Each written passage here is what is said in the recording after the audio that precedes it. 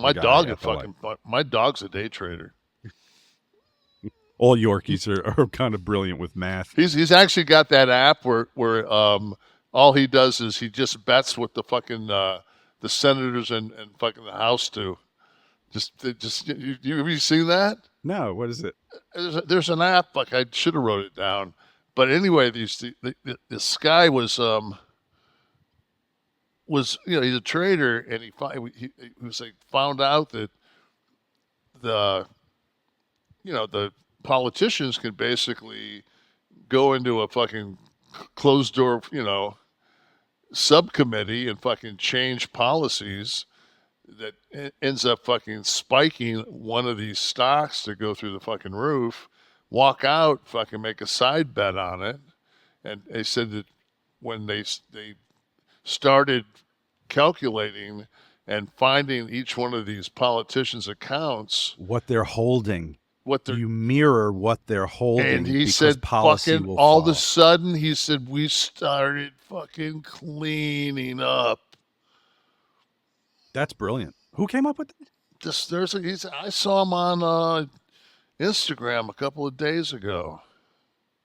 God, but there's an app too. I wrote it down. I've got a fucking legal pad at home. I wrote it down on. It's just I had such a good fucking year in the stock market that I don't want to jinx myself. But there was a quarter where I made 380.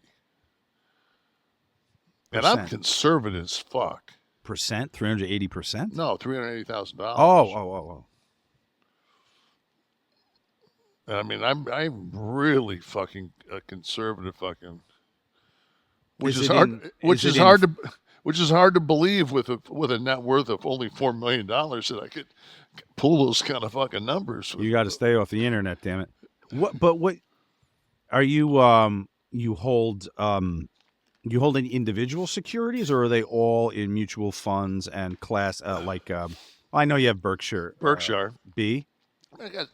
Berkshire. I've got some Vanguards. I've got a Lincoln National that they used to have years ago that has like 2 dates every year, and like it can't go like, say you start the year and it's at 1.2 million, and then you have another birthday, say April 16th, and it's 1.3 million.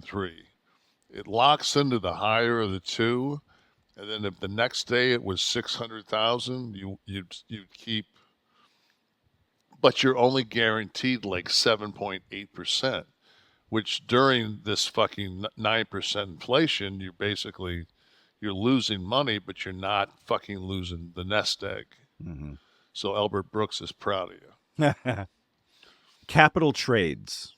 Is that the name of the app? Capital Trades? All right. I'd have to look at it. Okay. Has it got all the... Yeah, it's got all the... So there they are. And if you click in, it shows the individual holdings, Steve. So what I'm looking at is all the senators, how much they have invested, and you click in, and it shows you the. And it'll tell you, and it will, when you play this, it will tell you when to make when to play. Maybe you're just following what they do. Look at that, graphs and everything. Brilliant. Mitch McConnell. Mitch, what's Mitch got there? Mitch has, was it 170 in investment? Let me see. So slide over to his stats there, Steve-O. I think it's... 170 investments, my fucking dick. What's his net? Go to Rick. See if you can find Rick Scott on there. See if you can find Rick Scott.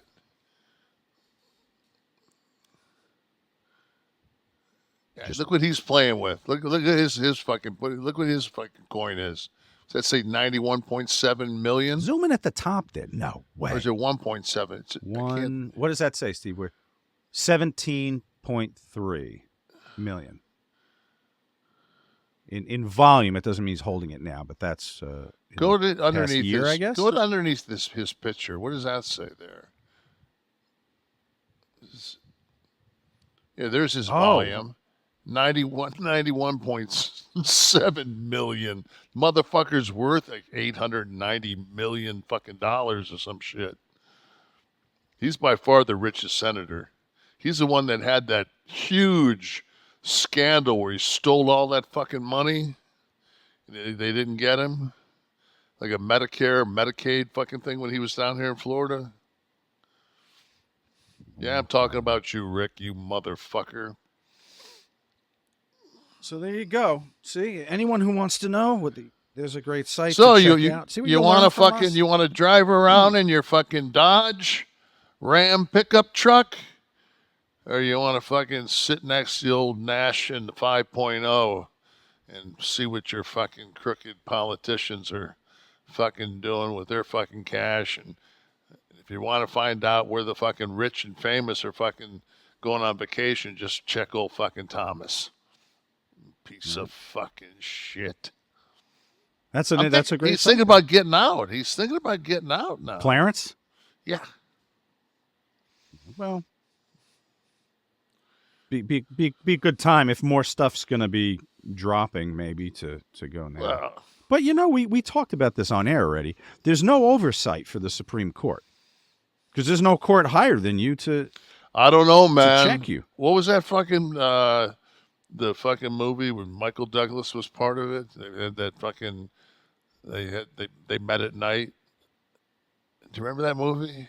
Fatal They met Attraction. No, they No. met at no, not the game. They Disclosure, met at night. no. They were all judges. And they pulled fucking like shit out of files like cold cases, and they'd fucking hear the case in their little, and they'd fucking death. No, I don't know it. It's old. I want to think. Who is the fucking guy? What's his name? Is it Holman?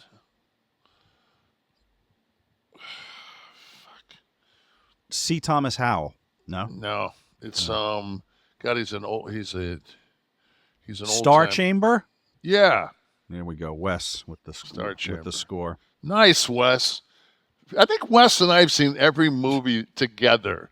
Like I think Wes and I are if I was going to pick a roommate, it'd be Wes. I was gonna say if it doesn't work out with Tamara, you Yeah. always got Wes.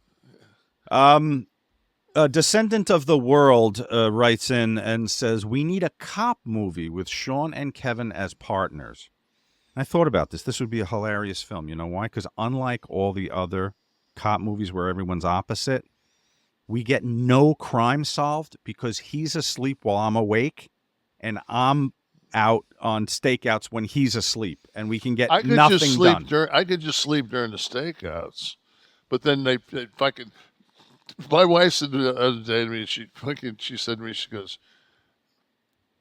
you fell asleep, and I was watching TV. She says, I tried to wake you twice. She said, finally I threw something at you and you woke up.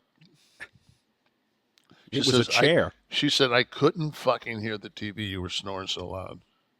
I said, I never stopped breathing, right? She goes, no.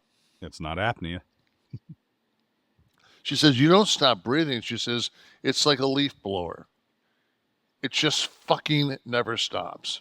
Right. I said, and then Cameron Diaz comes up with this fucking great idea is, we should make it a thing where couples have their own bedrooms and then they have a bedroom where they rendezvous. Oh, wow. What a fucking marvelous fucking novel idea, bitch. Been doing that shit since fucking Washington crossed the fucking what the fuck? Paul Gibson, what the JYD t-shirt really needed was JYD, a dog, and a nativity scene. Good show. Thank you for keeping it going. Paul Gibson, great suggestion. Great suggestion. And if Mike M says, do you want to make friends or make money? Kevin, you and the Kliq are the exception to that. You guys made money and are lifelong friends. Also, forget the haters. The combination of wrestling and non-wrestling chat is just what makes this podcast stand out. Keep up the great work. Thank you, Mike. And lastly, Nate Nizzle. I'm glad that Kevin and I have the same sense of humor. I don't know if it's a cause for concern that we both chuckled when Mr. Sergeant was found naked on top of his decapitated mother's body. Takes a special person to find humor at that time, but Nate, you, and Kevin have done so. And I want to remind I everyone. actually read that. I read that comment and I said, see,